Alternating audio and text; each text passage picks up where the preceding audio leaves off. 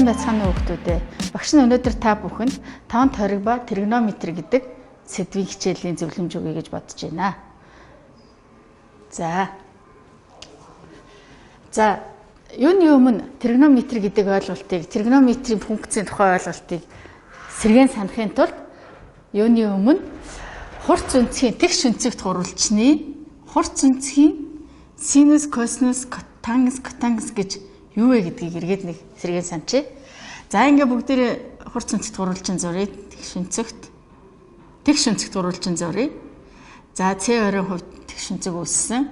За тэгвэл C20-ын эсрэг талыг C-гээр, V20-ын эсрэг талыг V-гээр, A20-ын эсрэг талыг A-гаар тэмдэглэе. За бидний мэдж байгаагаар бидний өмнө үзснээр хурц үнцгийн косинус гэж юу вэ? Гэхээр налсан катетыг гифтнүүдэд харьцуулсан харьцааг хэлж байгаа. За налсан катет гэдэг маань альфа үнцгийн хувьд V талыг C талд хуваана гэсэн. За тэгвэл синус альфа юутай тэнцвэ вэ? Синус альфа гэдэг бол А талыг C талд харьцуулсан харьцааг хэлж байгаа.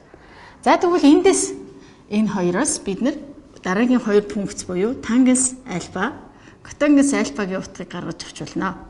За тангенс альфагийн утга гэдэг бол налсан катетыг буюу синус альфагийн утгыг, эсрэг катет буюу синус альфагийн утгыг косинус альфагийн утгад харьцуулсан харьцаа. За котангенс альфа гэдэг нь тангенс альфагийн уруу функц буюу косинус альфаг синус альфад харьцуулахад харьцуулсан харьцааг хэлж байгаа юм. За энийг бүгдээрээ талаар орлуулъя. Синус альфа гэхээр А куваах нь B, энэ бол B куваах нь C гэсэн харьцаа үүсэж байгаа. А гэсэн харьцаа үүсэж байгаа. За одоо бид нар энийг цааш нь яах гэж байгаа вэ гэхээр дэлгэрүүлээ зөвхөн хурц үнцгийн хувьд биш бүх тэгээс тэг градусаас 360 градусын үнцгийн хувьд ямар байдгийг энэ харьцаанууд өшөө цаашлаад хасах хязгааргүйгээс нэмэх хязгааргүй үнцгийн хувьд ямар байдаг вэ гэдэг талаар судлая. За одоо бүгдээрээ тоон тойрогийнхоо тухай тоон тойргийн талаар нэг ойлголттой болъё. Тоон тойрог. За бид нар тоон гэдэг үг ороод ирэхээр энэ үг ороод ирэхээр тойргийг маань яах нь арай өөрөөр тодорхойлж байгаа гэсэн үг. За урд нь бид нар юу мэддэг байсан бэ гэхээр тоон цацраг мэддэг байсан. За тоон цацраг. За дараа нь юу үтсэн гэхээр тоон шулуун үтсэн. За тоон шулууны дараагаар тоон хавтгай үтсэн байгаа. Тоон хавтгай буюу бидний нэрлэж занснаар Декартийн координатын систем гэж ингэж үтсэн байгаа. За тэгвэл одоо тоон тойрог юугаараа ялгаатай юм бэ? Эднэрээс ямар ижил төстэй шин чанартай юм бэ? За тэгвэл энэ тоон гэдэг үг орсноороо ямар шин чанарыг агуулж байна вэ гэхээр нэгдүгээр эхлэлтэй, хоёрдугаар чиглэлтэй, гуравдугаар нэгжтэй. Энэ гурван шин чанарыг одоо хангаж чадсанараа бид нар яах нь тухайн цацраг маань, шулуун маань, хавтгай маань, тойрог маань тоон болж ирж байгаа юм. За одоо энийг бүгдээрээ авч үзье. За одоо бидний тоон тойрог юу вэ гэхлээр одоо тойрог дээр за одоо ингэж анхаарал хараарай. За тойрог дээр бид нар яах нь тойргийн төв дээр Декартийн координатын системийг бэхэлж өгөх гэж байна. Y тэнхлэг. Энд ингээд x тэнхлэг. За энэ тойргоо бид нэр зориудаар ариад төсийн 1 байхаар сонгож аваад R тэнцүү 1 байхаар сонгож аваад энийг юу гэж нэрлэж яах вэ гэхээр нэгж тойрог гэж нэрлээ авчиж байгаа. За тэгвэл одоо энэ дээр яаж бид нэр эхлэл хаанаас авах уу, чиглэл яаж гаргах уу, нэгжээ яаж авах уу гэдэг асуудал гарч ирж байгаа. За тэгвэл бид нар одоо энэ тоон шулуунд ашиглая. Тоон шулууныг бид нар яаж ч авсан бидний сонирхлын асуудал. За тэгвэл бид нар тоон шулуунаа сонгож авах та. За энэ цэг дээр эхлэлтэй, энэ цэг дээр тоон шулууныхаа тэг цэгийг дайруулад ингээд сонгоод авчия. За одоо бидний дараагийн хийх гэж байгаа үйлдэл юу вэ гэхээр энэ шулууныг энэ тойргийг тойруулад энэ тойрог дээгүүр яах нь эргүүлэх гэж байна. За одоо энэ шулууны хувьд одоо ийшээ ингээд тойроод эргэлтэхээр одоо тоон шулуун маань тоон тойрог болж эхлэх гэж байна. За тэгвэл энэ үзүүрийг нөгөө тийш нь эргүүлэхээр эсрэг чиглэл гараад ийшээ эргүүлсэн тохиолдолд бол яг нь эерэг чиглэл гарч байгаа. За ийм учраас тоон тойргийн хувьд өнцгийг тооцохдоо энэ чиглэлийг нэмэхээр эсрэг чиглэл нь энэ чиглэлийг хасгаар авна. Өөрөлд цагийн зүүнний дагуу чиглэлээ сөргөөр эсрэг чиглэлээ яах нь эерэг чиглэлээр сонгож авдаг байна. За тэгвэл тоон тойргийн эхлэл маань энэ дээр гарч ирж байна. 0 цэг дээр. За одоо нэг юм сонирхъя. Тоон тойргийн урт нь юутай тэнцсэн юм бэ? За бид нар нэг жаратстай гэж сонгож авсан учраас тоон тойргийн уртыг тойргийн уртыг бодъё. Тойргийн уртыг бодож олдог томьёогоор тойргийн урт бол C тэнцүү 2π R буюу R-ийг нэгээр сонгоод авсан учраас 2π урттай. За энгийн үгээр хэлэх юм бол одоо бидний тойрог маань одоо өөрөөр хэлбэл ингээд сонгоод авсан тойрог маань тэг нь энэ дээр байлаа гэхэд бүтэн нэг тойроод ирэхэд 2π урттай. Ингээд дараагийн урт бол 2π, ингээд дараагийнх нь 4π гэдээ явах нь. За мөн эсрэг чиглэл рүү ингээд тоолоод явчих юм бол сөрөг тэмдэгтээ 2π, сөрөг тэмдэгтээ 4π-ийг гараад ирнэ. За тэгвэл одоо яг энэний эсрэг чиглэлд эсрэг талд нь яг 180 градус буюу бидний нэрлэж заншсанаар дэлгэмэл өнцгийн хоёр талд ямар өнцгүүд байрлах вэ гэхээр энд бол яг нь π урттай тоонууд энэ дээр бүртгэгдэнэ. За ингээд дахиад тойроод ирэхэд бүтэн тойрж байгаа учраас 3π, 5π, за эсрэг чиглэлд явбал хасах π, хасах 3π гих мэтчлэнгээр ингээд явчихна. За тэгвэл яг энэ чиглэлд энэ цэг дээр ямар утга тодорхойлох вэ гэхээр нийт тойргийн уртын 4/1 буюу пик бахан 4 гэдэг урт орж ирж байгаа.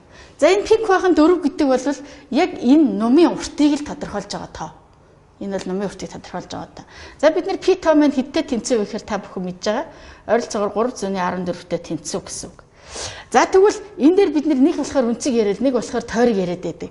Тэгвэл энэ маань юу гэсэн үг вэ гэхээр яг энэ цэг одоо бид нар А цэг гэж тэмдэглэжээ. А цэг гэдэг бол яг юуг тодорхойлоод байгаа вэ гэхээр А цэгийн байрлал бол нэгдүгээрт 90 градусын үнцэг үүсэж байгааг тодорхойлно. 90 градусын үнцэг үүсэж байгааг тодорхойлно. Үнцэг үүсэж байгааг. За хоёрдугаарт нь юу тодорхойлох вэ гэхээр нумын урт пик бахан 4 хэмжээтэй байгааг тодорхойлно. Хэмжээтэй байгааг. За тэгэхээр бид нэр зөвхөн энэ цэг дээр хоёр янзын зүйлийг тодорхойлж байгаа. За ингээд эндээс юу гэсэн дүгнэлт гарч ирж байгаа нөхөр нөгөө ардын өнцөг маань үсээд 1π буюу 1π уртад 180 градус харгалцснаа. Ижил байрлалыг зааж байгаа гэсэн үг. За эндээс бид нэр яах нь 1 градус гэдэг бол 1π-г 180 ширхэг хуваана гэсэн үг. За энийг ингээд тоо өнцөг градус 2-ыг яах нь хооронд нь шилжүүлэхэд ашиглана. За одоо бүгдээрээ дараагийнхаа алхам руу оръё. За хамгийн гол нь бид нэр үүсгэж байгаа өнцөг маань. За одоо бид нэр дараагийн алхам юу болж байгаа вэ гэхээр дурын өнцөг үүсгье гэж байгаа. За энд нэг өнцөг үүсгэе. Альфа хэмжээний өнцөг үүсгэе. Альфа хэмжээний өнцөг. За тэгвэл альфа хэмжээний өнцөг үүсгэж байгаа энэ цэгийг m цэг гэж. За бид нэр энийг ингээд эргээд санахад x тэнхлэг дээрээ x тэнхлэг дээр o цэг дээр өөрөлдөл координатын их дээр бид нар юу тэмдэглэсэн бэ гэхээр өнцгийнхөө нэг оройг бэхэлж өгөөд а нөгөө нэг талыг бэхэлж өгөөд а нөгөө тал нь бол яах нь энэ тэнхлэгийг дагаад ингээд эргэж яхаар ингээд эргээд яах нь дурын өнцөг үүсэж яхаар тодорхойлсон байж байгаа. За одоо ингэж. За одоо дараагийн алхам. За одоо бидний хувьд хамгийн их сонирхож байгаа зүйл юу вэ гэхээр тригонометрийн 4 функц маань энэ тойрог дээр хэрхэн яаж хуваарлагдаж хэмжигддэг юм бэ гэдгийг тодорхойлъё. За одоо ингээд тойрогоо зурлаа, нэгж тойрогоо зурлаа, координатын системээ зурлаа, Декартийн координатын системээ зурлаа, x тэнхлэг, y тэнхлэг, нэг радиусыг бид нэр радиусын хэмжээг нэгээр тооцоод авсан байж байгаа. За энэ цэгийн хувьд аваад үзье альфа. За m цэгийн координат бол x ба y гэж тодорхойлогдно. Энэ бол Декартийн координатын систем дээр тодорхойлогдно. За тэгвэл ийшээгээ бид нар тэгш өнцгт гурвалжингаа үүсгэж ингээд энэ дээр. За тэгвэл энэ x гэдэг бол яг энэ дээр зааж байгаа тоон хэмжээ. А y гэдэг бол энэ дээр зааж байгаа тоон хэмжээ. За тэгэхээр x юу илэрхийлэх вэ гэхээр координатын ихээс x тэнхлэг дээр бууж байгаа проекцийн хэмжээ буюу альфа өнцгийн хувьд налсан катетыг y гэдэг бол y тэнхлэг дээрх проекцийн хэмжээ буюу альфа өнцгийн хувьд эсрэг катетын хэмжээг зааж өгч байгаа. За эндээс бүгдээрээ юугаар бичье? Тодорхойлолтоо бичье. Синус альфа гэдэг бол эсрэг каттыг гэхээр y-ийг ариадас туваах хэвээр. За косинус альфа маань налсан каттыг ариадас туваах хэвээр. Гэтэл ариадасыг бид нэгээр сонгоод авсан учраас y-ийг хуваах нь 1 буюу y, x-ийг хуваах нь 1 буюу x. За эндээс юу гэсэн дүгнэлт гарч ирж байна вэ гэхээр n цэгийн x ба y координат гэдэг маань n цэгийн хувьд үүсгэж байгаа өнцгийнх нь косинус альфа, синус альфагийн утгыг зааж өгч байгаа юм байна гэсэн санаа гарч ирж байгаа. За одоо энэ дээр бид нэгж тойрог сонгож авсан учраас хасах нэгээс нэмэх нэгийн хооронд y тэнхлийн хувьд бас адилхан хасах нэгээс нэмэх нэгийн хоорондын утга тодорхойлно. За одоо эндээс харахаар синус функцийн хувьд авч болох утгын хэмжээ нь синус функцийн хувьд y тэнхлийг зааж байгаа учраас y тэнхлийг дээр синус x бол синус альфа бол хамгийн ихтэй нэмэх нэг утга хамгийн багадаа яах нь хасах нэг утга. За тэгвэл косинус альфа ямар утга авах вэ гэхээр мөн адилхан x тэнхлийг дээр хасах нэг ба нэмэх нэгийн хооронд утгыг сонгож авнаа. За ингээ бидний хувьд юу гарч ирж байна? Утгын мууж ингээ гараад ирж байгаа гэсэн үг ээ. За одоо цаашлаад. За энийг ингээ арилгачих. За одоо энийг ингээ бүгдээр арилгачих. За тэгэхээр одоо бид нэр цаашаад юу гэж ярих вэ гэхээр n цэгийн координатыг косинус ба синус альфа гэж ярина. Косинус ба синус альфа гэж ярина. За тэгвэл одоо бүгдээр дахиад координатын тэнхлэгээ зуръя. Координатын тэнхлэгээ зураад x, y. За бид нар мэдж байгаа координатын Декартийн координатын систем дээр аваад үзэхээр энэ бол 1-р мөч, энэ 2-р мөч, энэ 3-р мөч, энэ бол яах нь 4-р мөч. За 4-р мөчийн тэмдэг яаж тодорхойлох вэ гэхээр сум явсан чиглэл бол эсрэг чиглэл буюу нэмэх чиглэл, сумны эсрэг чиглэл бол буурах буюу хасах чиглэл явж байгаа энд. Ингээ хасах чиглэл явж байгаа. За одоо эндээс харахаар синус альфа, косинус альфа гэдэг функцүүдийн хувьд бид нэр юу тодорхойлж болох нь вэ? Тэмдэг тодорхойлж болно. 1-р мөчөд, 2-р мөчөд, 3-р мөчөд, 4-р мөчөд ямар тэмдэгтэй байх вэ гэдгийг тодорхойлж болно. За энэ мөчүүд маань нэг тал нь энэ дээр ингээд бэлтгэгдчихсэн өнцөг үүсээд ингээд ийшиг ингээд өнцөг үүсээд эргэж байгаа. За тэгвэл 1-р мөчөд ямар өнцөг үүсвэ гэхээр тэг градусаас 90 градусын хооронд өнцөг үүснэ. За 2-р мөчөд ороод ирэхээр 90 градусаас 180 градусын өнцөг үүснэ. За 3-р мөчөд бол 180 градусаас 270 градусын өнцөг үүснэ. 4-р мөчөд 270 градусаас 360 градус. Ингээд яах нь нэг бүтэн тойрог болж байна гэсэн. За одоо энийг бид нэр ардын хэмжээгээр бичих юм бол энэ бол тгээс пик баах нь 2. За энэ болохоор пик баах нь 2-оос пи. За энэ мөч бол пигээс 2-ны 3 пи. За энэ бол яах нь 2-ны 3 пигээс 2 пи хүртэлх.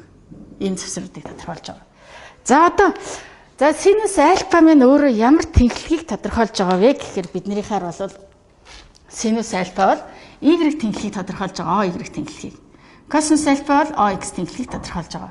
За ингээд 1-р мөчөд x тэнхлэг y тэнхлэг ямар тэмдэгтэй вэ? Тэгэхээр 1-р мөчөд y тэнхлэг нэмэх тэмдэгтэй. 2-р мөчөд бас нэмэх тэмдэгтэй. За 3-р мөч рүү ороод ирэхээр y тэнхлэгийн хувьд бол тэмдэг сөрөг болоо явчихна. Хасах тэмдэгтэй. 4-р мөчөд бас хасах тэмдэгтэй. За эндээс ингээ харахаар косинусыг бас адилхан авъя. Косинус бол x тэнхлэр дээр тодорхойлогдож байгаа. За тэгэнгүүт 1-р мөчөд нэмэх тэмдэгтэй, 2-р мөчөд x хасах тэмдэгтэй, 3-р мөчөд хасах тэмдэгтэй, 4-р мөчөд яах нь нэмэх тэмдэгтэй болчих. За ингээд функцүүдийнхаа тэмдгийг тодорхойлж байгаа. За тэгвэл дараагийн алхам бүгдээрээ юу хийж болох вэ гэхээр тангенс, котангенс хоёр функцийн тэмдгийг яаж тодорхойлох вэ гэдэг асуудлыг ярьж. За тангенс, котангенс хоёр бол синус, косинус хоёр функцийн харьцаагаар илэрхийлэгдэж байгаа ийм функцүүд учраас энэ хоёр функцийн тэмдгийн харьцаанаас шалтгаална. За хоёр эерэг тооны үржүүр ноогдор бол эерэг байна. Тэгэхээр энэ хоёр дээр 1-р мөч тэмдэгтэй. За энэ хоёр дээр сөрөг тэмдэгтэй, энэ хоёр дээр ижил учраас нэмэх тэмдэгтэй, энэ хоёр дээр өөр учраас сөрөг тэмдэгтэй. Ингээд тангенс, котангенс функцийн тэмдэг тодорхойлогдоод гараад ирж. За тэгэхээр бид нэр функцийнхаа тэмдгийг тодорхойлохын тулд тэнэлгүүдийнхаа чиглэлийг л мэддэг байхад хангалттай болчихж байгаа юм. За дараагийн алхам. За одоо бүгдээрээ дараагийн алхмыг сонирхъя. За одоо бид нар яасан бэ гэхээр ингээд энэ координатын хавтгаан дөрвөн мужаар одоо тойрогоо зуръя. Тойрог маань бас яах нь энэгээр ингээд дөрв хуваагдж байгаа. За жоохон муухай тойрог зурчлаа, уучлаарай.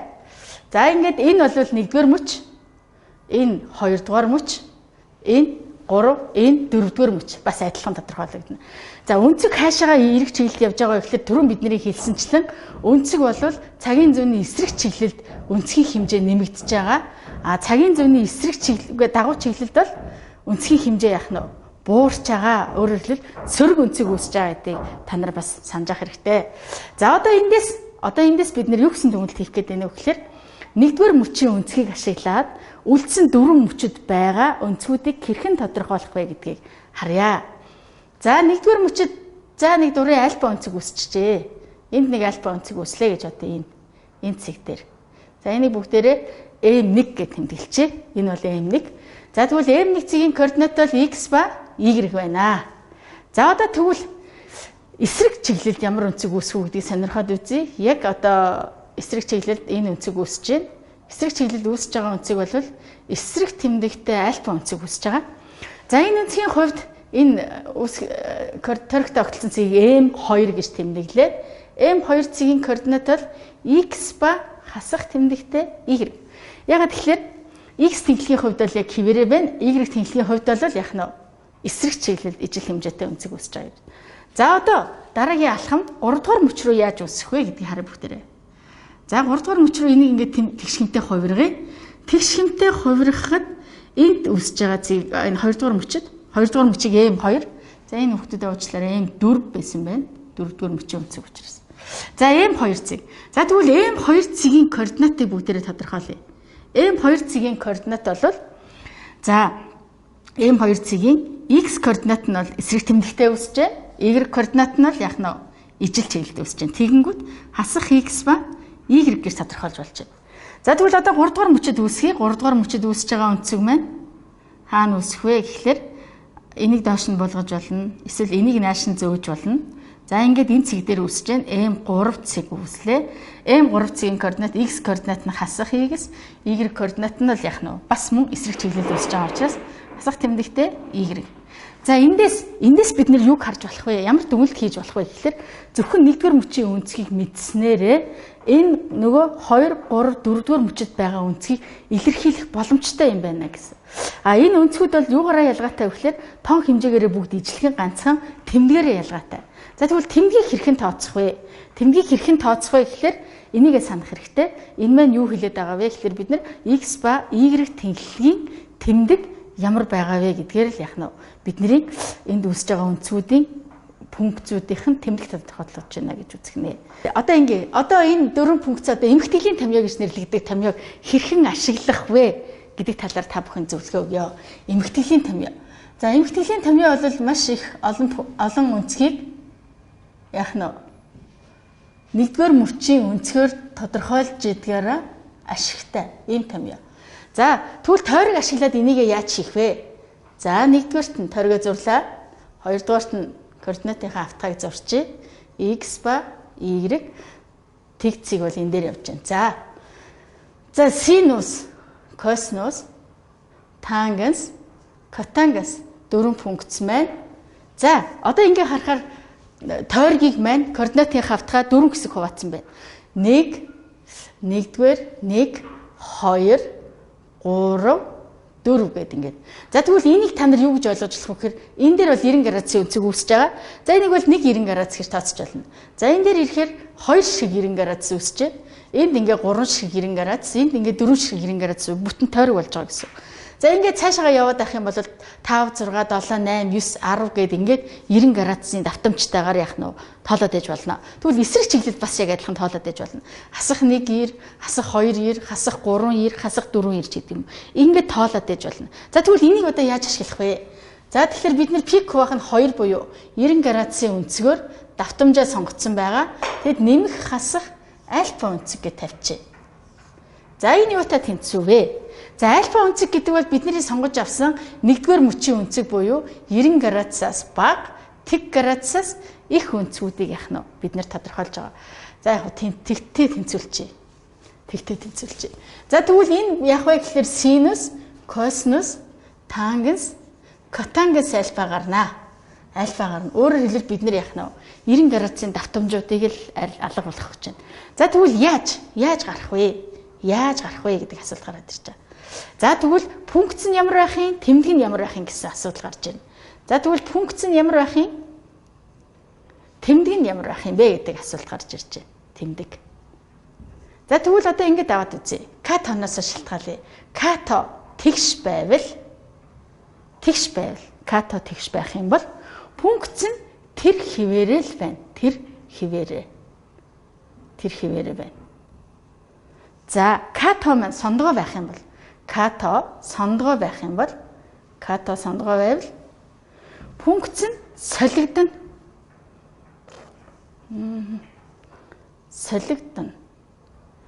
За энийг та нар яаж одоо томьёолох вэ гэхээр Т гэдэг үе орцсон байвал тэр хിവэрээ байх юм байна. Со гэдэг үе орцсон байх юм бол яг нь сондгой буюу солигдно гэж ойлгох нь. За энэ бол зүгээр л яг та энийг цээжлэхэд хэрэгтэй юм уу гэсэн байдлаар кодлж өгч байгаа гэж ойлгоорой. За тэгвэл өнцөг пункц ингээ гарчлаа. Тэгвэл тэмдэг яах вэ гэдэг асуултанд хариулъя. Тэмдэг бол анх өгөгдсөн үнцгийн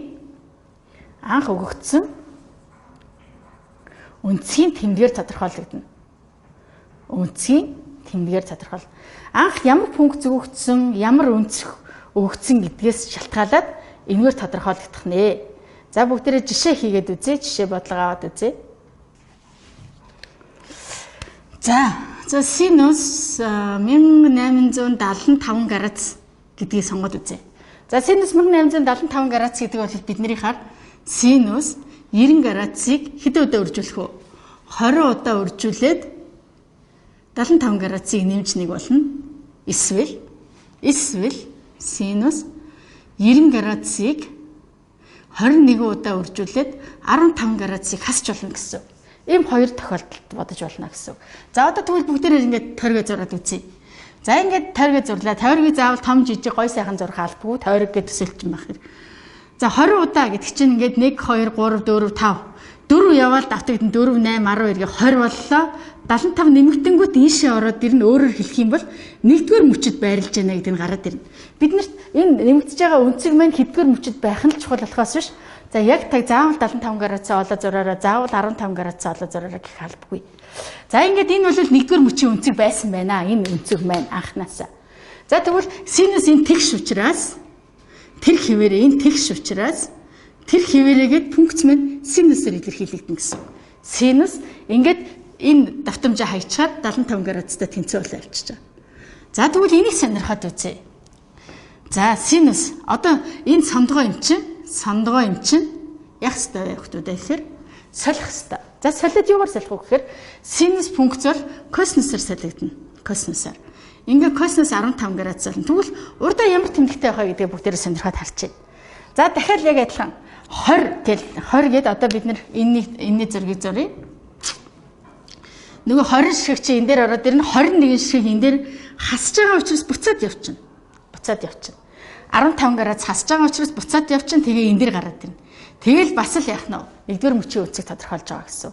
Тэгэхээр энэ аль ч тохиолдолд яах нь хоёулаа нэгдүгээр мөчийг нэг үнцэг учраас нэг л байрлал дээр эргэж ирэх хэвээр ингээд нэгдүгээр мөчөд байна гэд анх өгсөн пункц маань синус учраас нэгдүгээр мөчөд синус нэмэх тэмдэгтэй y тэмдэлэг рүүгээ проекцлаад харчихна гэсэн. За ингээд энэ хоёр маань яах нь ийм болоо явчихна гэсэн. За ингэж хувиргаж болно. За одоо дахиад нэг жишээ авъя. Тангенс ч юм уу, котангенс ч юм уу. За тангенс 300 за хэдэн градус авах вэ гэхээр за яг 875-ыг 73 ч юм уу авъя. За 873 градус гэхээр юу болох вэ? Тангенс 90 градусыг үржих нь 9 нэмэх нь ингээд 810 болчоор 63 градус уу? 63 градус болчих юм байна ингээд. За одоо энийг л харна. Энэ тоо маань сондгоо учраас солигдно. Гэтэл тангенс юугаар солигдох вэ гэхээр котангенсаар солигдно. Тангенс энэ бол котангенс 63 градус болчихно. За одоо тэгвэл тэмдгээ тодорхойлъё бүгдээрээ. Тэмдгээ тодорхойлъё. За ингээд авлаа. Нөгөө 9 юм чинь 1 2 3 4 8 9 63 гээд ийшээ ороод ирэхээр Энэ 2 дугаар мөчийн үнцэг байна. Энэ бол 2 дугаар мөчийн үнцэг байсан байна анханасаа. Тэгвэл 2 дугаар мөчид тангас ямар харьцаад ямар тэмдэгтэй байдаг вэ гэхээр тангас нэмэх хасах 2 тэмдгийн ноогдураар тодорхойлогддог учраас сөрөг тэмдэгтэй гэд урдаа яах нь сөрөг тэмдэг авчихна. За ингээд яах нь бид нар эмгтээлийн тамийн ашигласнараа одоо тамины ном дээр байгаа олон тамийг цээжлэх хэрэггүй шууд энэ зургаа хараад л яах нь эмгтээлийн тамийг ашиглаад бүгдийн 1-р мөчийн үнцгэр солиод авах боломжтой юм а гэсэн. За энэ дээр гол анхаарах юм бол юу вэ нэ гэхээр солигдохдоо синус косинус функцүүд хоорондоо солигдоно. Тангенс котангенс функцүүд бол яах нь хоорондоо солигдох нэ. За энийг ингээд тэмдэглээд аваарай хүмүүстээ. За одоо дараагийн нэг алхам бид нэр одоо юу яах вэ гэхээр 4 функцээ энэ тойрог дээрээ хэрхэн яаж утгыг байрлуулж одоо ашиглах вэ гэдгийг зөвлөгөө өгье. За нэгдүгээрт нь синус функцийг y тэнцүү синус x гэдээ авчи. За хоёрдугаарт нь y тэнцүү косинус x гэж авъя. За гуравдугаарт нь тойрог зуръя. За ингээд y тэнцүү тангенс функц. Тангенс функц маань хаана зурагдах вэ? За y тэнцүү котангенс функц маань яаж зурагдах вэ? гэдгийг ингээд сонирхъя. За одоо маш сонирхолтой. За синус косинусын тал дээр бол та нар үндсэндээ бол ойлгочлаа гэж үзэж байна. Синус функц бол y тэнхлэг дээр тодорхойлогдно. За би утгын мужийг ингээд зурчий. Яг миний цэнхрээр тодруулж зурсан хэсэг дээр синус функцийн утгын муж гарнаа 1-ээс хасах 1-ээс 1 гэсэн утга дээр. За тэгвэл косинус функц бол x тэнхлэг дээр буюу x тэнхлэг дээр зурагдана. За ингээд зурчий бүгдээрээ бас л яах нь хасах 1-ээс нэмэх 1 утгыг тодорхойлж авна. За тэгвэл одоо тангенс маань яаж зурагдах юм? Котангенс яаж зурагдах юм? За бүгдээрээ тэгвэл тангенс функцээ аваад үзье. Тангенс функц бол тангенс x гэдэг бол синус x-ийг хуваах нь косинус x болж гин гэсэн. За тэгэхээр косинус x гэдэг тэгтээ тэнцэхгүй тодорхойлогдох мужсаар тэгтээ тэнцэхгүй гэхлээр косинус x-ийн хувьд x тэнхлийн хувьд тэг гэдэг утга маань бол энийг зааж байгаа. Тэгэхээр энэ шалууныг дайруулад яах нь утга тодорхойлохгүй гэсэн. Утга тодорхойлохгүй. За ингээ бүгдээрээ утга тодорхойлохгүй гэдээ ингээд авчи. За тэгвэл одоо бид нар яах нь y өөрөөр хэлбэл бидний энэ маань y-ийг хуваах нь x гэсэн харьцаа үүсэж байна гэж ойлгож болно та нар. За тэгвэл одоо энэ y тэнхлийг бид нар энэ тойрог дээр авчираад тохоо тавьчих гэсэн. Тохоо тавьчих. За нэг тойрогоо жоох муухай зурцсан болохоор. За ингээд. За бид нар y тэнхлийг авчираад тогтсон учраас y тэнхлийн сумтай үзүүр нь энэ чиглэлд гарч ирнэ. Сумгүй үзүүр нь бол яах нь энэ чиглэлд гарч ирнэ. Хасах хязгааргүй, нэмэх хязгааргүй гэдэг утга гарч ирж байгаа энэ дэр. За тэгвэл энтэй адилаар котангенс x функц нь нөгөө косинус x-ийг хуваах нь синус x учраас биднийхээ бол юу гэж тодорхойлогдох нь x-ийг хуваах нь y гэж тодорхойлогдно. Тэгэхээр y тгээс ялгаатай гэдэг шийд гарч ирж байгаа. Y тэнхлэг дээр орших тэг гэдэг тав бол энэ ч тгээс ялгаатай гэхээр энэ тэнхлэг зурагдчихж байгаа. Өөрөөр хэлбэл энэ хоёр цэг дээр утга тодорхойлогдохгүй гэсэн. За тодорхойлогдохгүй гэдээ бүгдээрээ яах нь ухаад авчи энийг ингээ ухаад авчи. За энэ дэр ингээд утга тодорхойлохгүй гэдээ авчаа. За одоо x тэнхлэгтээ бид нэр тойрог дээр авчир тавих гэж байна. За тэнгуут x тэнхлэг дээш нь ингээд тойрог дээр авчираа тавьчихаар ингээд гараад ирж. Ингээд энэ дээр гарч ирж. За тэгвэл x тэнхлэгийн сум энэ үзүүр дээр байгаа учраас сум ишээ явлаа. Сумгүй үзүүр энэ. Тэгэхээр хасах хязгааргүй утга нь энэ дээр, нэмэх хязгааргүй утга нь энэ дээр. Тэг утга бол дээшээ гүгээд энэ дээр ороод ирж байна гэсэн. Энэний тэг утга бол энэ дээр ороод ир. За одоо бид нэр урд нь юу боддог байсан гэхээр зөвхөн тоон шулуун зураад тоон шулуун дээр тэгээд нэмэх хязгааргүй хасах хязгааргүй тодорхойлдог байсан бол одоо тэр тоон шулуунуудыг тоон хэрчин болгож нэг хоёр дээр нь ашиглаад одоо тоон мөри болгож штэ ингээд тал тойрог болгож ашиглаж байна гэж ойлгох юм байна. За одоо ингээд бүгдээрээ утгуудыг сонирхоод үзье. За утгуудыг сонирхъя.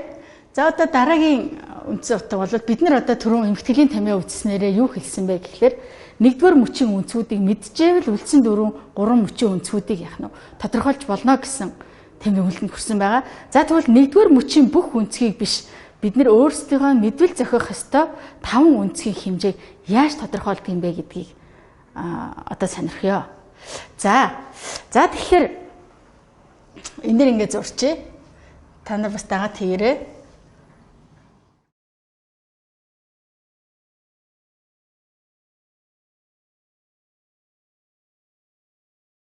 За тэг градус 330 градус 45 градус 60 градус 90 градус бидний зайлшгүй мэдчих хэвээр 5 үнцгийн хэмжээ бол энэ байна. За ингээд эднийг та нар ардын хэмжээгээр та нар илэрхийлж чадж байгаа.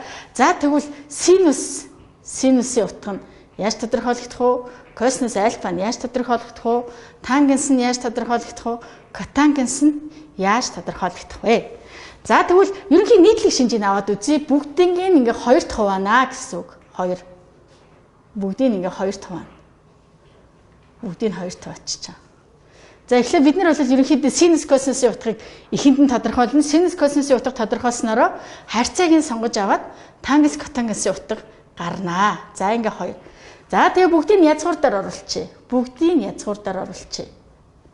Энэ бол бүгд яах нь ижилхэн хэлбэртэй, ижилхэн шинж чанартай шүү гэдгийг нь яах нь харуулж байгаамаа. За тэгвэл энэ дээр одоо ямар тоонуудыг тавих вэ? За тэгэхээр та бүхэн ингээд бүгдээрээ мэдээж 5 хуруутай байгаа. Эцэг гэхээс 5 хуруу заяатсан байгаа. За тэгвэл одоо бүгдээрээ нэгэн сонирхолтой зүйлийг хий. X тэнхлэг, Y тэнхлэг. За нөгөө 5 хуруугаа ингээд тавьчих. За тэгэхээр энд бол дунд хуруу маань 45 градусыг зааж байна. Дунд хуруу 45 градусыг. За долоовор хуруу маань 30 градусыг. За ядам хуруу маань 60 градусыг тодорхойлох нэ. Гэт ингээд 5 хуруугаа яах нь тавьчих нь. За энэ бол 0 0. За тэгвэл ингээд ариадс татчихъя. Ижил ариадс татчихъя. За тэнгуут ижил ариадс татахаар нөгөө өнцгүүд маань энэ дээр ингээд үүсэт гараа авчиж байгаа. Үүсэж байгаа гэж байна. За тэгвэл косинусын утгыг сонгож байгаа бол косинусын утгыг сонгож байгаа бол OX тэнхлэг дээрээ проекцлно. За эдгээрийг доош нь проекцлаад үзье. За доош нь проекцлохоор энэ бол ишигээ явчихна. Энэний утга энэчээ, энэнийх энэчээ, энэнийх энэчээ, энэнийх энэчээ. За тэгвэл энд 0. Энэ нэгдэх нь 1, энэ хоёр дахь нь 2, энэ гурав дахь нь 3, энэ дөрөв дахь нь 4. За бүгдийг нь язгуурдаар оруулаад бүгдийг нь 2 таваач. За тэгвэл энэ утга тэгтэй тэнцүү, энэ 2-ны нэгтэй тэнцүү, энэ бол 2-ны нэгтэй тэнцүү, энэ 2 хэвээрээ энэ 2 таваахад 1 гарна. Ингээд бидний мэддэг 1, 2, 3, 4, 5 янзын утга гараад байгаа боловч үнэн чанартай нэг л арга зүгээр нэг л зарчмаар гарч ирж байгаа гэсэн. За тэгвэл одоо бүгдээрээ ийшээ эргээд тэр үснэгтэн дээр очие. Тэг градус одоо хуруугаа яаж ашиглах вэ гэдгийг бодох гэж штэ. За тэг градус гэхээр тэг градус одоо косинус гэхээр x тэнхлэг дээр доошо проекцлно. Тэгэхээр 90 градусын үнцийг бол доошо буухад тэг дээр очино. Энэ дээр бол тэг тэгэнгүүт тооллоо 60 градус дээр 1, дараагийнх дээр нь 2, дараагийнх нь 3 дугаар хуруу, энэ 4 дугаар хуруу гэж гарч ирнэ гэсэн. За ингээд бодохоор энэний тоон утга нэгтэй тэнцүү энэ өөртөөгөө. Гэт энэ 2-ны нэгтэй тэнцүү энэ тгийг гаргаад авчихаар язгуураас тэг гараад ирнэ. За одоо тэгвэл яг ингээд хуруугаа ашиглаад синусын утгыг яаж олох вэ гэдэг дээр. За синус гэхээр y тэнхлэгтэр проекцлох учраас бүгдийг ингэж хөндлөн проекцлно. За тэгвэл бидний утга маань яах нь вэ? Ийшээгээ очлоо тэг, ийшээгээ очлоо нэгдэх нь, ийшээгээ ирлээ 2 дахь нь, ийшээ ирлээ энэ 3 дахь нь, энэ 4 дахь нь. За тэгэхээр яах нь вэ?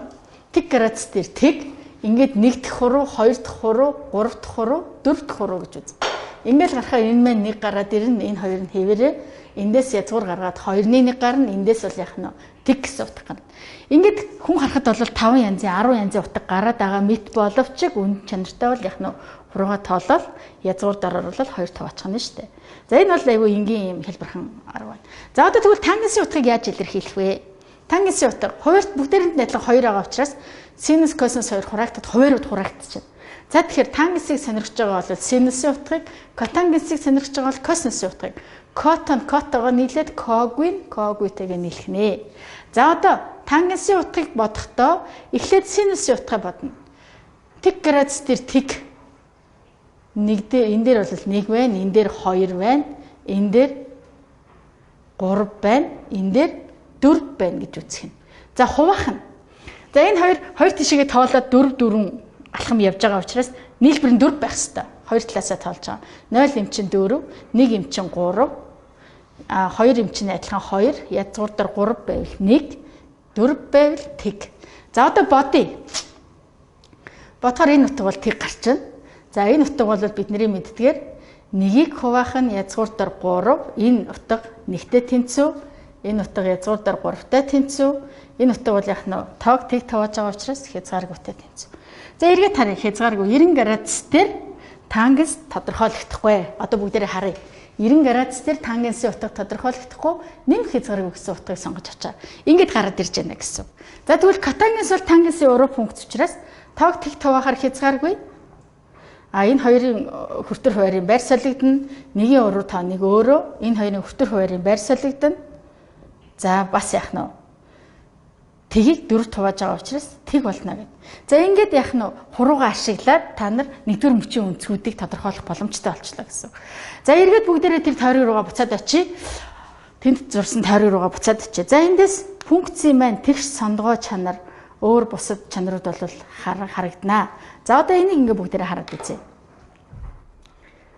За одоо бүгдээрээ альфа өнцөг ихсэхэд тригонометрийн функцийн утгууд хэрхэн өөрчлөгдгийг энэ тойрог дээр авч үзье. За ингээд альфа өнцөг тэг градусаас эхлээд ихслээ гэж бодъё дээшээгээ.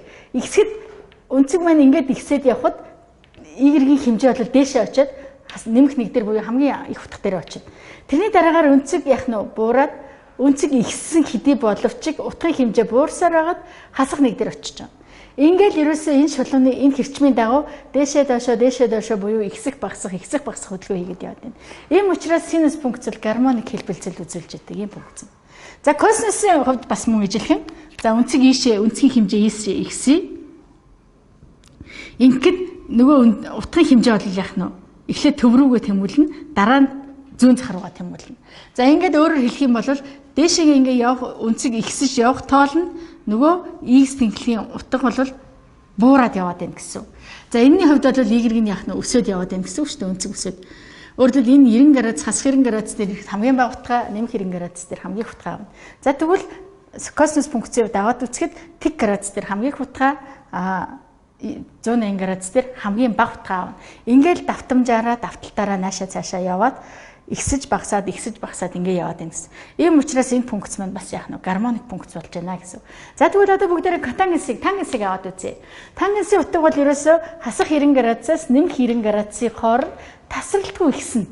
Өөрөлд хасах хязгааргүйгээс нэмэх хязгааргүй гэдэг утгаа сонгож авч байгаа. За тэгвэл котангенсыг аваад үзье. Котангенсыг аваад үзэхэд өнцөг бол ийшээгээ энэ чиглэлд ихсэж байхад функцийн утга бол эсрэг чиглэл рүү ихсэж байгаа. Өөрөөр хэлбэл өнцөг ихсэхэд котангенс функцийн утга бол яах нь буурж байна гэсэн. Тэгэхээр бүх тодорхойлогдох мужийнхаа бүх завсар дээр котангенс функц бол буурна, тангенс функц бол ихсэн. Синус косинус хоёр функц бол яах нь өсөд буураад хэлбэлзээд ингээ гармоник хэлбэлцэл хийгээд явна гэсэн. За одоо бүгдээрээ энэ эдгээр мэдлгүүдээ ашиглаад тэгштгэл ба тэнцэтгэл бишийн шийдийг хэрхэн олох вэ гэдэг талаар ярилцъя. За одоо бүгдээр синус x тэнцүү 2/1 гэдэг тэгштгэлийн хариуг яаж зурх вэ гэдгийг авч үзье. За ингээд тойргоо зурлаа. Бид нэр тойргоо зурна. За тойрог дээр хэрэг хийж байгаа учраас за синус функц маань өөрөө y тэнхлэг дээр тон хариун тодорхойлогддог учраас y тэнхлийн хувьд 2/1-ийг дайруулсан шулуун татна. Энэ бол бидний хувьд яах нь y тэнцүү 2/1 шулуун гэсэн. За тэгвэл энэ тойрог ба шулууны огтлолын цэг дээр үүсгэж байгаа өнцөг бол бидний шийд юм а гэсэн үг байна. За тэгвэл энэ яах нь за энд бол ямар нэгэн альфа өнцөг үүсгэнэ x1 гэдэг шийд гарна. Энэ дээр бол яах нь x2 гэдэг шийд гарах нэ. За түрүүн одоо яриандаа анзаараагүй одоо хэлээгүй явсан байна. За энэ ямар өнцөг бид нэр үүсчээд байгаа вэ гэхлээр нэгдүгээр мөчөд бол альфа өнцөг үүсэж байгаа. Бидний мэдж байгаагаар альфа өнцөг үүсэж байгаа. За ингээд тойргоо зурчи нөгөө альфа өнцөг маань энд ингээ үүссэн өнцгийг альфа гэд нэрлэлж байгаа. Тэгвэл дөрөвдүгээр мөч маань яах вэ гэхээр эсрэг чиглэлд альфа өнцөг үүсэж байгаа учраас хасах тэмдэгтээ альфа өнцгийн мууж үүсэж байгаа. Энэ бол альфа өнцг юм. За тэгвэл энэ чиглэлд ямар өнцөг үүсэх вэ гэхээр энд бол энд яг үүсэж байгаа үнцгийг нь зурах юм бол энэ ингээд цэнхрээр зурж гэн ишээгээ зурагтыг. А яг энэ үнцгийг тодорхойлж байгаа үнцэг нь бол π-гээс хасах нь альфа. За юу хэлж байгаа вэ гэхээр альфа хэмжээний үнцэг бол энд үүсэж байгаа хэмжээтэй үнцэг. А гэтэл π үнцэг хүрэхэд альфа хэмжээ дутуу байгаа гэсэн санаа илэрхийлж байгаа. 3 дугаар мөчийн үнцэг бол 3 дугаар мөч дээр. За тэгвэл 4 дугаар мөчийн үнцгийг юу тодорхойлох вэ гэхээр энд нөгөө альфа хэмжээний үнцэг чи энд үүссэн байж байгаа. Тэгэхээр π үнцэг өнгөрөөд нэмэх нь альфа буюу π дээр нэмэх нь альфа мөч үүсэж байгаа. За тэгэхээр бид нар энэ дөрвөн үнцгөө дөрвөн мужаа нэгдүгээр муж бол альфа муж, хоёрдугаар муж бол π-гээс хасах нь альфа муж, гуравдугаар муж бол π дээр нэмэх нь альфа, дөрөвдүгээр муж бол хасах тэмдэгтэй альфа гэдэг юм. За одоо энийг ингээ бас хараад үзье. 1 ба 3 дугаар муж бол π фазын зөрүүн π үнцэг буюу 180 градусын зөрүүтэй. 2 ба 4 дугаар муж бол бас адилхан яах нь 180 градусын зөрүүтэй байгаа нь харагдаж байна. За одоо тэгвэл энэ дээр ингээд бүгдээ одоо үнцгээ тодорхойлъё. Энийг ингээд анзаарсан юм чинь. За нэгдүгээр үнцэг юутай тэнцвэ вэ? x1 гэдэг үнцэг бол x1 гэдэг бол за одоо бүгдээрээ өөрснийхөө нөгөө сурсан мэдлэгийг ашиглана хүмүүстээ. За x1 үнцэг бол синус. За синус гэдэг ингэхээр босоо тэмдэлгийн дагуу прогцогдно. Дээш нь тоолно гэсэн үг. Нэг дэх хуруу буюу энэ хуруу хэдэн градус вэ гэхээр нөгөө 30 градусын үнцгийг тодорхойлж байна. 30 градус гэдэг нь биднийхаар π квах нь 6. За тэгвэл x2 дугаар үнцэг юу вэ гэхлээр нөгөө π-гээс хасах нь альфа үнцэг учраас π-гээс хасах нь π квах нь 6 гэж тодорхойлогдно. За ингээд бид нар яах нь зөвхөн ганцхан үнцгийг тодорхойлохгүй дахин давталтайгаар 2π давтамжтайгаар тодорхойлогддог учраас 2πk гэдэг үеийг нэмж өгнө. 2πk. Ер нь тригонометрийн функц бол үетэй функц учраас үеүүдийг дандаа нэмж өгнө гэсэн үг. За одоо эндээс энэ хоёрыг шийдийг нийлүүлээд томьёолоод гаргахаар энд бол x тэнцүү x1 гэдэг бол нэмэх тэмдэгтээ нэгийг үрждэг нь π квах нь 6 гэж байгаа. За нэмэх нь 2πk. За x2 үнцэг нь юутай тэнцүү вэ гэхлээр x2 үнцэг бол хасах тэмдэгтээ π квах нь 6-г үрждэг нь нэмдэг нь 2k-гаас хасах нь 1π. За энэ хоёрын байрыг сарлаа биччихье. 2k үржих нь π гэж тавьчих.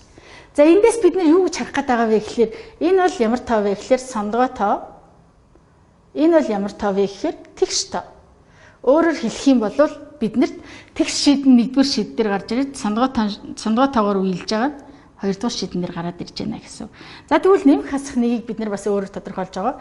Нэмэх нэг гэдэг бол хасах нэг гэдэг тооны 2k буюу тэгш зэрэг. 2k хасах нэг гэдэг тооны тэгш зэргийг бид нар нэмэх тэмдгээр илэрхийлдэг. За хасах нэг буюу хасах тэмдэг бол хасах нэг гэдэг тооны 2k дээр хасах нэг ч байж болно. Нэмэх нэг. Энэ бол нэмэх нэг байж болж байна. Өөрөөр хэлбэл хасах нэг гэдэг тооны сондгой зэрэг байгаа юм. Сондгой зэрэг. За тэгвэл одоо яг бүгдээрээ энийг ашиглаад энэ дээр жижигхэн хувиргалт хий.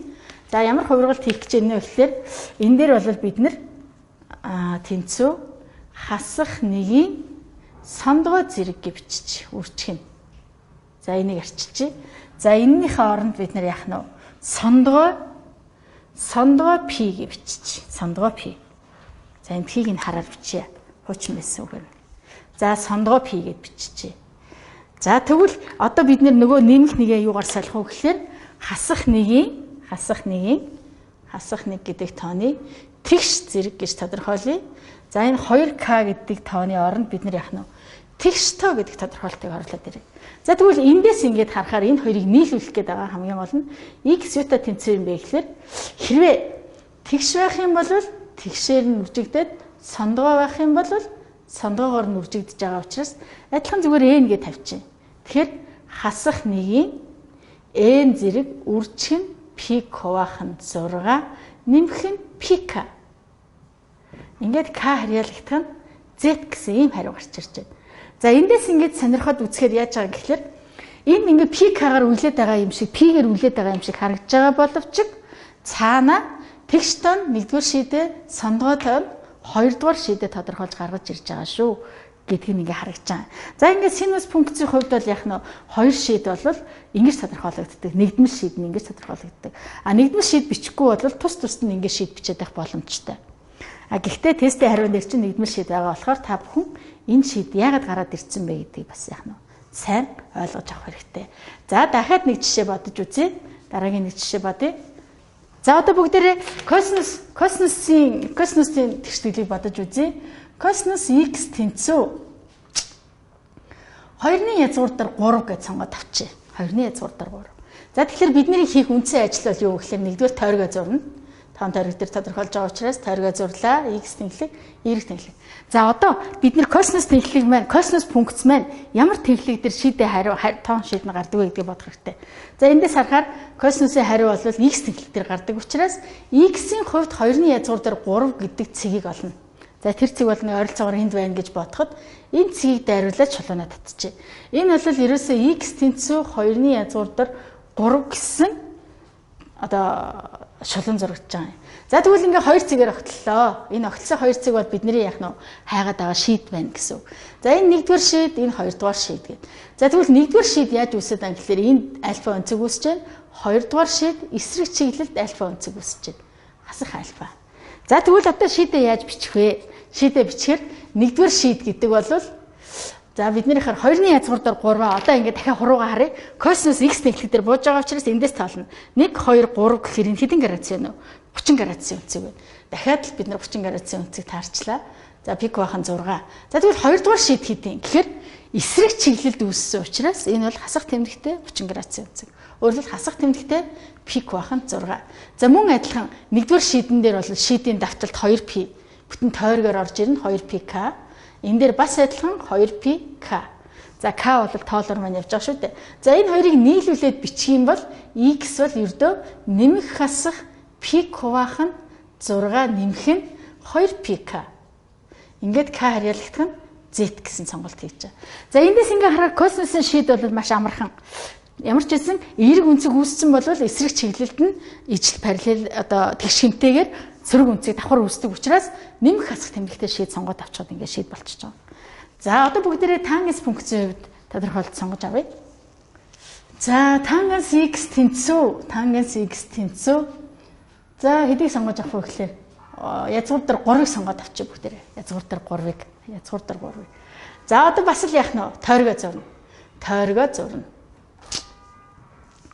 За тойргоо зурчээ. За тойргоо зурхаар бид нэр ингээ тангенс функцийн шийд хаана гардаг вэ гэхээр тангенсийн шийд бол энэ хоёр дээр байхгүй байгаа. Тангенс за тэгээд тэнхлэг ийшээ явж байгаа шүү дээ. За тэгэхээр тангенс функцийн хувьд бол 1-ийн тоон 45 градус дээр язгуур дээр 3 1-ээс их учраас 60 градусын утга тодорхойлчихж байгаа. За инхээр энэ ойролцоогоор бол яах нь язгуур дээр 3 гэсэн утгаа тодорхойлж авах нэ.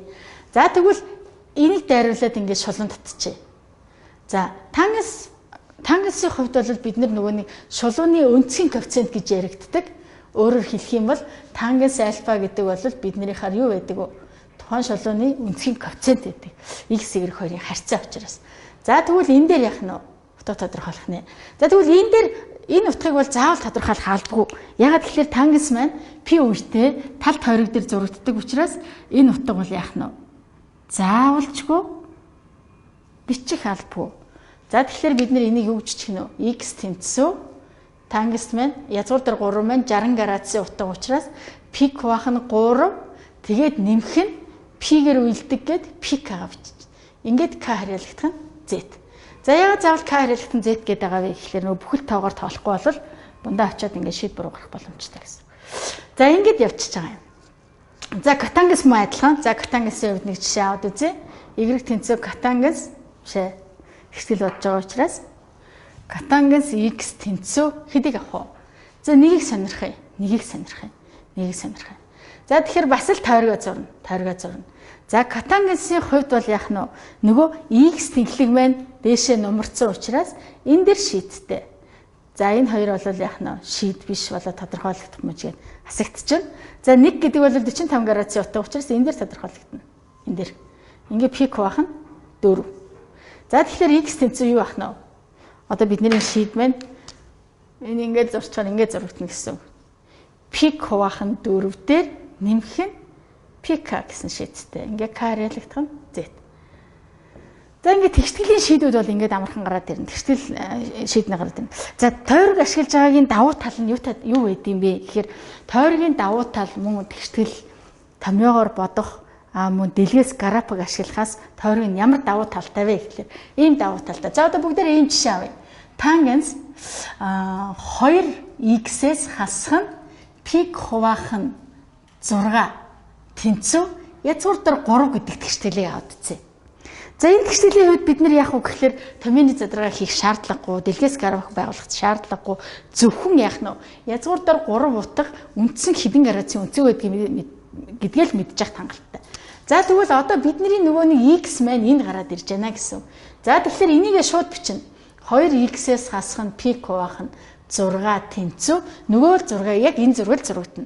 Энэ зургаа зурхаар үндсэн шийдэл юу гарч ирж байна вэ? Пик хуваах нь 3 нэмэх нь пк гэсэн үндсэн шийд гарч ирж байна. Үндсэн шийд. За одоо яах нь вэ гэхээр энэ шийдийг энэ үнцгийг олоод бичсэн байхад л цаашаа зүгээр яах нь математик хувиргалт хийгээ явчихна гэсэн. За тэгэхээр 2x тэнцүү энэ ишээг нэмэгдэхээр 60 92 нэмэгдэхээр 90 градус болчихно. Тэгээ нэмэх нь pk. Одоо яах нь вэ гэхээр тэгштгэлийн хоёр талыг 2 хуваачна. Тэгэхээр x тэнцүү хэд вэ? Пик хуваах нь 4 нэмэх нь pk хуваах нь 2 гэсэн шийдтэй. Ингээд k харьяалагдах нь z.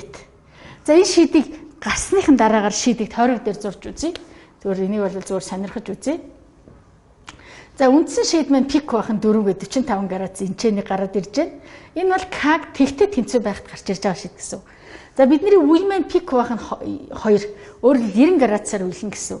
За тэгэхээр 90 градусаар үйлэхээр нэг шийд энчээ гарна яг энчээ тэгшинцэгтийн энд шийд гарч ирнэ. Өөрөөр хэлбэл нэг тойрог дээр 4 шийд гарч ирж байна гэсэн.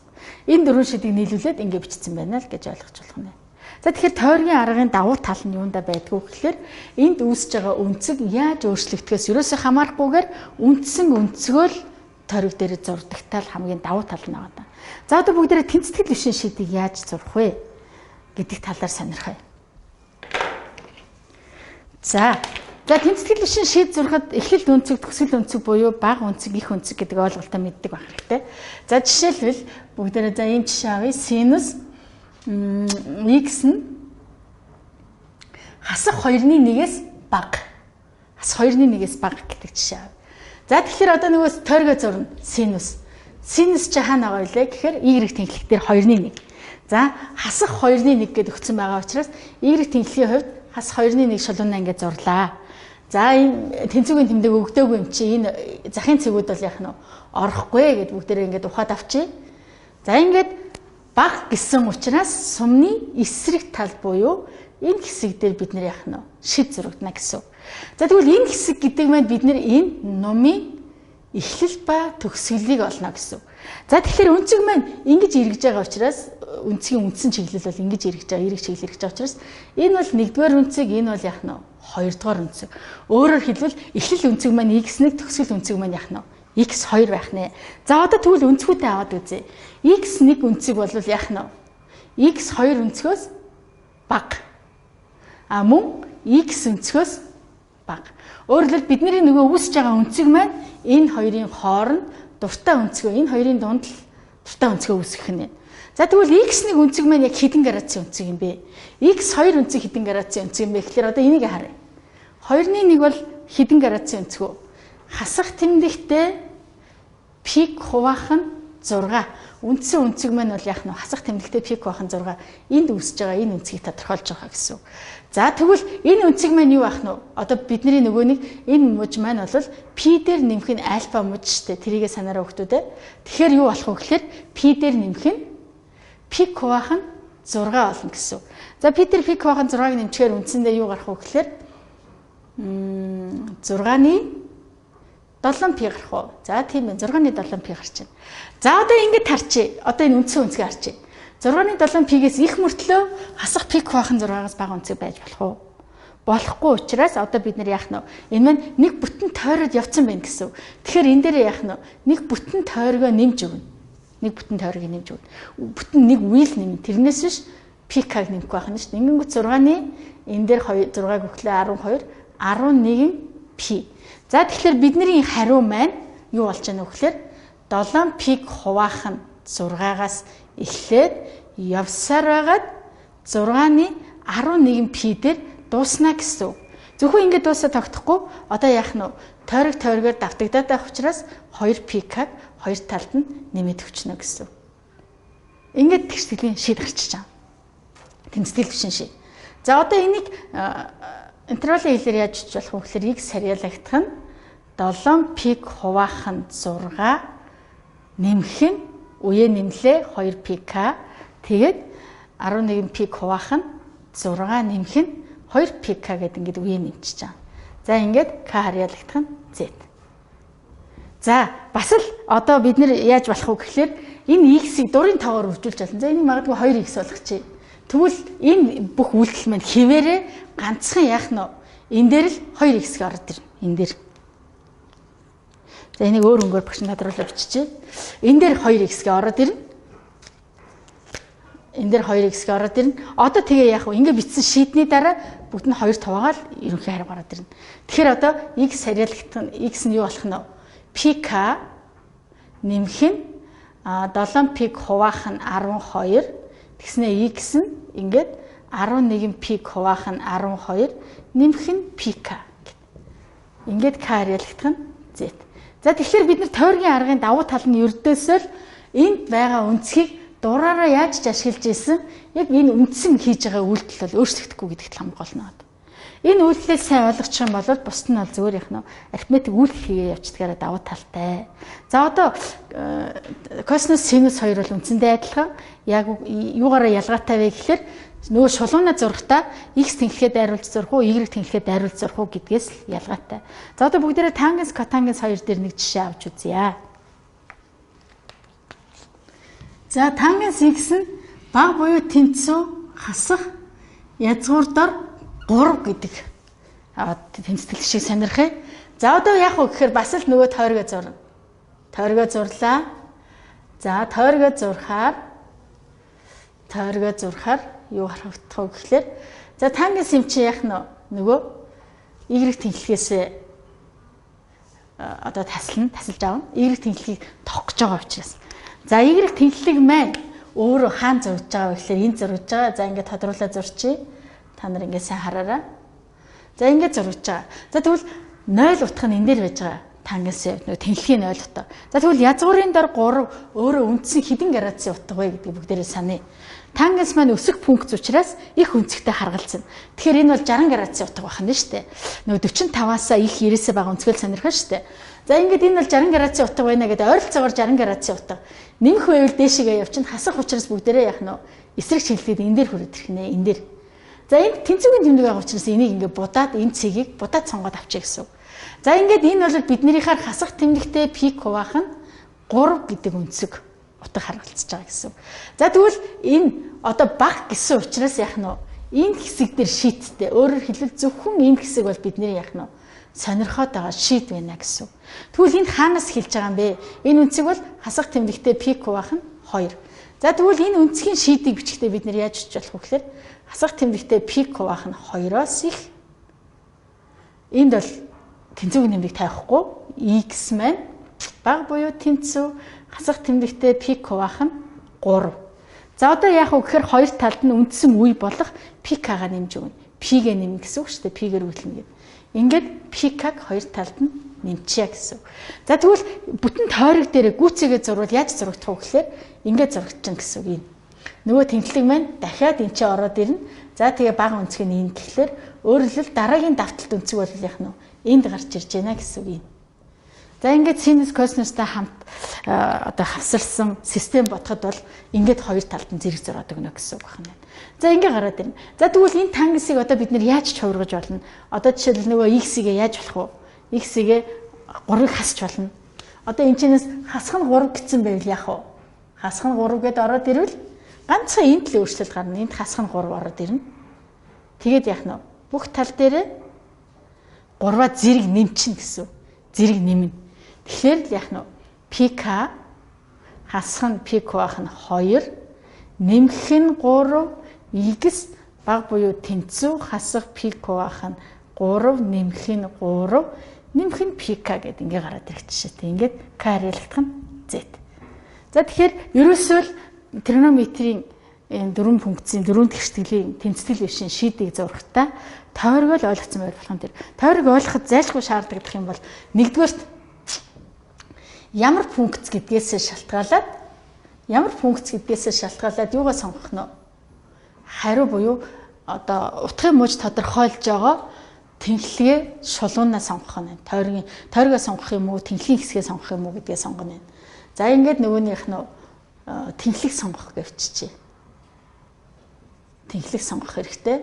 За тэгээ хоёрдугаарт нь ямар утга харгалзаж байгаас нь хамаарат энэ дээр ямар гэдэг өвчих хэвээр байна. Ямар утга харгалзаж байгаа вэ гэдгээс шалтгаалаад өнцгөө тодорхойлно. Өнцгөө тодорхойлно.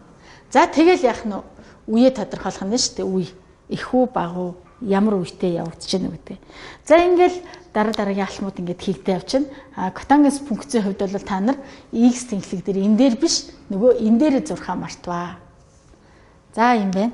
За ингээд анхаарал тавьсанд баярлалаа. Өшөө асуулт тодруулах зүйл байвал дараагийнхаа хичээл дээр ингээд гаргана. За өнөөдрийнхөө хичээлээр багш та бүхэндээ тригонометрийн 4 функцийн утгыг мөн шинж чанаруудыг нь тэгшдэглэгийг, хялбар тэгшдэглэгийг, тэнцэтгэл бишийн шийдийг тоон тойрог ашиглаж хэрхэн бичих вэ гэдэг талаар зөвлөгөө өглөө. За та бүхэн энэхүү зөвлөгөөг дагаад энэхүү зөвлөгөөг өдөрдмжийн дагуу дахин хичээллээд өөрийнхөө бодож чадах тестүүдийн бодлогонуудыг ингээд одоо өөрийн болгож автлаа. Дахин уухгүй хичээгээрэй. Элсэлтийн ерөнхий шалгалтанда өндөр амжилт гаргахыг хүссэн ерөө бүгдээрээ ондоо байцгаая.